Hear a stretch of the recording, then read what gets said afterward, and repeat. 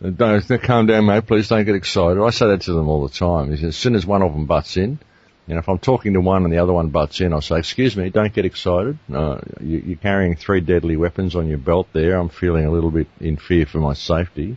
And so you sort of circumvent that before they can say it to you. Exactly. And of course, you can record the conversation if you feel threatened by the situation as well, which some people aren't aware of. Well, according to the Listening Devices Act of Australia, you can actually record any conversation that you believe may affect you in a legal manner. And I would suggest that a conversation with a police officer fits squarely into that category. Under that same act, a video camera is actually classed as a listening device that happens to record pictures. So you can sit there and video a police officer talking to you, and there's absolutely nothing they can do about it. If they tell you there's a law against it, ask them to name what law it is, and they won't be able to. Yeah. And chances are, if they did come up with some kind of law, chances are it's going to be an act or statute, which isn't a law anyway. Exactly. It's not law. Everything they tell you is a law is not a law. And that's something I was saying to them as well in Western Australia. There was a woman being arrested, and I said, well, what law is this woman broken? And the police said, well, she's in breach of the Traffic Act. And I said, Act? Is this a play? Are we in a play now? And he just looked at me and said, well, if you're going to be stupid, there's no point talking to you. And I said, no, I'm not being stupid. It's just that an act isn't a law, it's a statute. And a statute is regulations, it's legislation given the power of law through consent of the governed. And, are you a public servant? And he said, no, I'm not. And I said, well, there you go. Now that means you're a private company. So what you're doing is enforcing non-existent contracts against people, and you're using violence if they don't comply with you. If you look up the Oxford English Dictionary definition of terrorism, is defined as violence or the threat of violence carried out against civilians as a means of coercion, often for political reasons. Is that not exactly what you are doing to this woman? And he just looked at me and walked away. He looked at me like he wanted to bite my head off, So he had no recourse. He had to just walk away because he couldn't answer. Oh, I can just see that in a comedy situation where you'll say all that and he'll just look at you for a minute and go, I've got a big gun. Yeah, well, that's the thing. Well, that's the thing, and then they'll arrest you and they'll take you away. But okay, no worries. If you're going to hurt me, fine, take me away, not a problem. I'll deal with it in the court. Then you go to court and say, well, as I said, is this not a court of law? Please explain what law I've broken. How do you plea? Well, I have no plea. I'm not a beggar, and besides that, I've not been presented with a valid law to plea to. Is this not a court of law? Show me a valid law that I've broken. And they've got no recourse. If you understand what they're talking about and you understand how the court works and you make sure you always speak English in the court, then they really have nowhere to go. So just to do if we did a bit of role play with you, and you went up and you were there for, say, a traffic offence, say speeding or something like that, or a parking ticket, and the judge said you were there and the judge called out your name, what process would you go through? I'd say, yeah, I'm here regarding that matter, and I'd stand up. I wouldn't give them my name. I'd say, yes, I'm here regarding that matter. And then they'd say, are you Max Igan? And I'd say, well, I'm the man who was arrested the other day. Are you looking for the legal person? I'm the administrator of the name that you're calling. And then they'll get into an argument with you. I mean, how do you claim to be the administrator? Well, I own all the equity in the name. If you're claiming I'm not the administrator, please provide me with proof of claim and we can move forward. But they can never get past that point. That's it. They've got nowhere to go past that point. And there's been times when actually Dean went to court and they called his name. He said, yeah, I'm here regarding that matter. And they said, are you Dean Clifford? He said, I'm the man who was arrested the other day. They said, is this Freeman stuff? And he said, well, I don't know what you call it. I'm just here trying to answer your questions. And the judge said to him, well, look, if you're not going to state your name, we're going to issue an arrest warrant in the name of the accused for failing to appear. And he said, well, thank you. Thank you for making that legal distinction, because I've just told you that I'm the man who was arrested the other way, and here I am standing in your court, and now you're telling me you're going to release a warrant for the arrest of the accused for failing to appear, so I guess I'm not the accused. Thank you for clearing that up for me. Have a nice day. And walked out of the court. And there's nothing they can do. That's fantastic. Now, the one thing I want to talk to you about, Max, as well is, and something that we've talked about in the truth movement in itself, we know there's certain, let's say, certain attitudes towards what's going on with the Illuminati, New World Order, and all the global elite and everything else. And it's all about energy as well. I think there is a certain element of the truth movement who just see the physical and just believe in the physical and that's all it is. But I personally think, and I think Steve does to a certain extent as well, that there's more to it than just the physical. There's energy here. Energy is being manipulated and controlled in a negative way. And it's, and I don't know how you feel about that or what your thoughts are on that.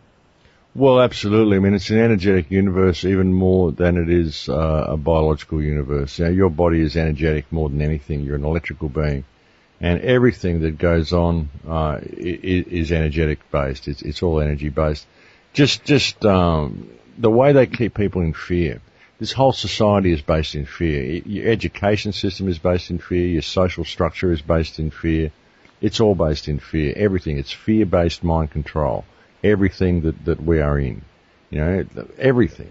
I mean, your fear of not having enough money to pay your rent, to whether your electricity is going to be cut off, whether you can buy food, whether the police are going to pull you up as you're going uptown or whatever. It's all based in fear. Fear of living up to what your peers expect you to be, you know.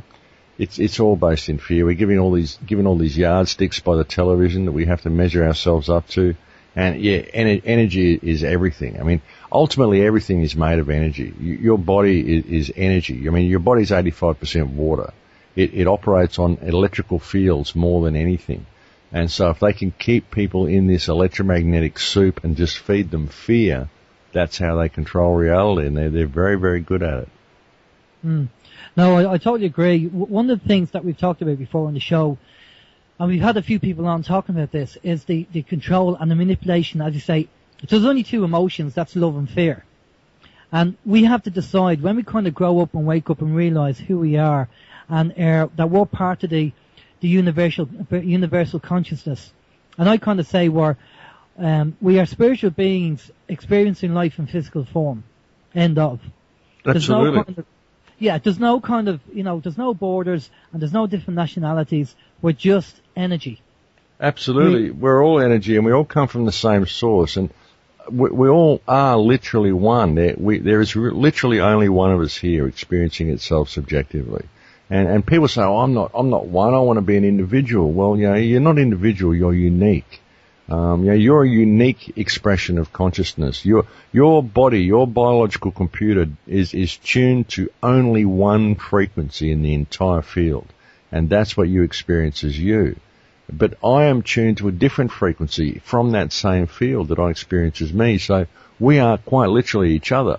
Because my body computer is different to your body computer, it's a completely different frequency, and so I'm completely unique. I have an absolutely unique perspective of reality that nobody else will ever have, because nobody else can ever be me. And it's the same with you. So we can be completely separate and different and unique from each other, but at the same time we come from the same source and we are literally one with each other at the same time. That's how it works, and that's absolutely how it works. And that's something that people have a very hard time getting their head around. I was at one of the Occupy meetings recently. I was speaking to the crowd, trying to help provide them with a little bit of direction because I'm not seeing a lot from them. And there was a bunch of feminists there. And I was speaking out about Julia Gillard and some of the stuff that these psychopathic women that run this country are doing. And one of them piped up and said, "Stop saying negative things about women." And I'm like, you only heard the women part, didn't you? It doesn't matter whether they're men or women. It doesn't matter what they are.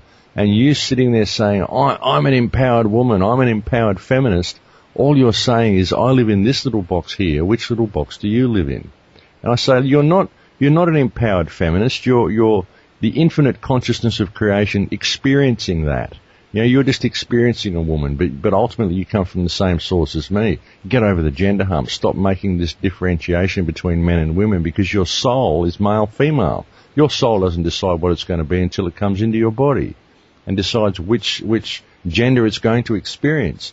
But when you get out of this body and you get back into the infinite field of consciousness that is the universe, gender is completely and utterly irrelevant. It makes no sense at all and has no bearing on anything. So you've got to get over that division, that divisionist view of reality that people have and they're trained to have. You can probably do that quote from Bill Hicks. You probably know it well by now. Which one's that? The one that you're infinite consciousness and we're just experiencing this life. Do you know that one? Yeah, that life is like a ride on a roller coaster. It's like a ride on a Ferris wheel, a ride in an amusement park, and we make of it what we will. I think I've got that quote on my website, actually, on the homepage. Yeah, it's very good. It's actually a very, very good quote. What's your take on the whole 2012 scenario and this Comet Elenin and energy changes and all that kind of stuff?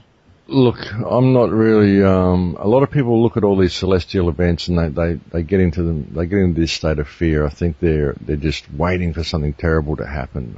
I'm not concerned at all about any celestial events. I don't think that there's anything I can do about them if they are going to happen, and I don't have any fear of death.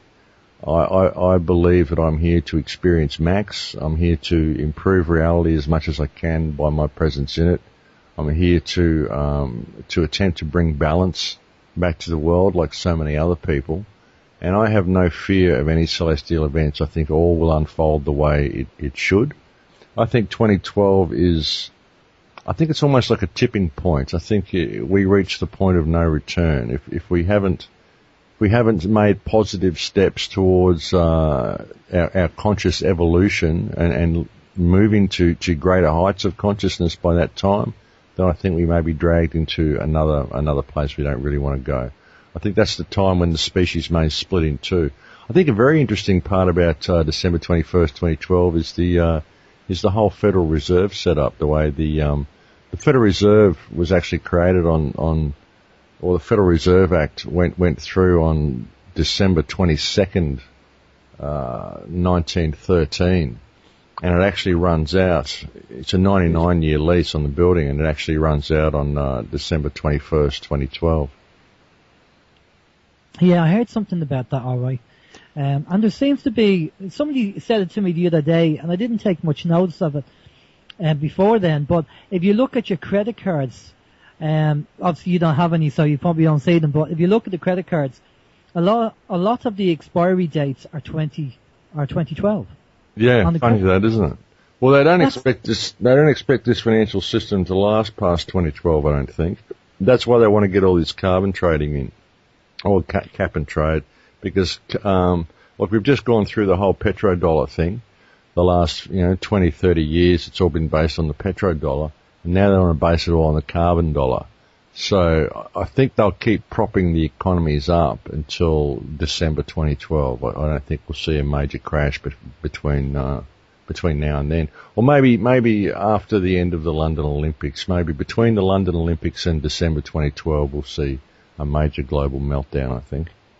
There has been a lot of rumours regarding 2012 and this false flag. A number of issues have come up. Now, next week on the show, we have a lady called Dr. Carol Rosen, who worked with Werner von Braun, and one of the things he said there's three ways that they're going to manipulate the system. The first one's going to be the Cold War, the second one's going to be terrorism and rogue nations, and the third one's going to be a fake UFO attack. Now, it's just curious that von Braun has said that, and then we've other people coming in saying, well, if you look at the 2012 Olympics, what a prime time, if they're going to do something. I mean, I was watching a video today, which Steve sent over to me, about a possible attack on the 2012 Olympics, where it'll be a nuclear attack, a small nuclear attack, and there'll be thousands of people killed, which will give them the shout to bring in a curfew. And it's a bit like V for Vendetta, the movie I mentioned as well. I don't know if you've seen that movie, Max. Yeah, great movie. Fantastic movie. That's right, fantastic movie. The same kind of principle with that is the control of the people and the control of the media. So there's so many different kind of scenarios. Now, one of our listeners here said, and we've talked about Alexander Ratrov before. Howie wants to know do you have any comments regarding Alexander Ratrov? Look, I think that it's very, very likely that we will see some type of alien scenario, some type of fake alien invasion. It seems to be right on the cards. There've been a spate of alien invasion movies lately, and I think it's absolutely on the cards, and it wouldn't surprise me at all. And like you say, Werner von Braun's been right with everything else he said so far, and he was an insider. I mean, the guy was a Nazi, and that's something people don't understand as well about what happened after World War II, is they brought all these Nazis in there, and then they set up NASA and the NSA and CIA, and these are all Nazi-based groups, and they went out and extrapolated what they did in Germany out across the rest of the world. Because the Nazis didn't actually lose the war in Germany. Germany did. It wasn't the Nazis who lost. They all got smuggled out all through the Vatican. They all came to America and South America and probably went to England and Australia as well. Yeah, yeah.